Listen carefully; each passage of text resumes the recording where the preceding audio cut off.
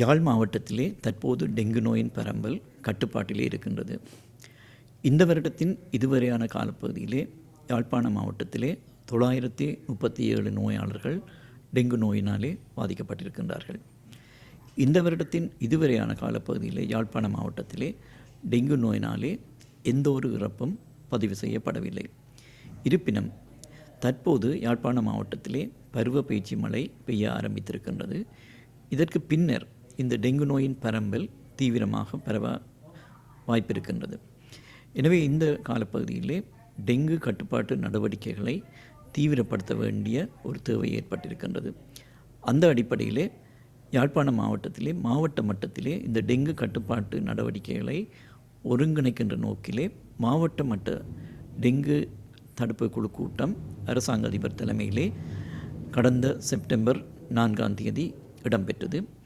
இதற்கு அடுத்த கட்டமாக பிரதேச மட்டத்திலே பிரதேச செயலாளர்கள் மட்டத்திலே பிரதேச டெங்கு கட்டுப்பாட்டு குழு கூட்டங்களும் கிராம சேவையாளர் தலைமையிலே கிராம மட்ட டெங்கு கட்டுப்பாட்டு குழு கூட்டங்களும் எதிர்வரும் செப்டம்பர் 8 முதல் செப்டம்பர் 12 இந்த வாரத்திலே இடம்பெற இருக்கின்றது.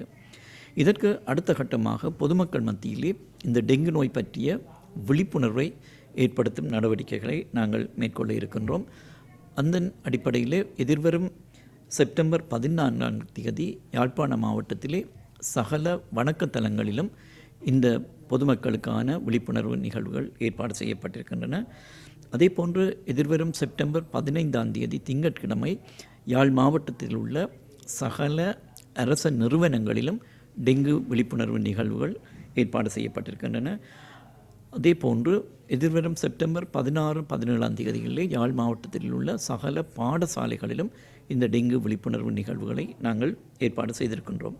இதனைத் தொடர்ந்து யாழ் மாவட்டத்திலே எதிர்வரும் செப்டம்பர் 22 முதல் 24 வரையிலான 3 தினங்களையும் விசேட டெங்கு கட்டுப்பாட்டு தினங்களாக அரசாங்க அதிபராலே பிரகடனப்படுத்தப்பட்டிருக்கின்றது.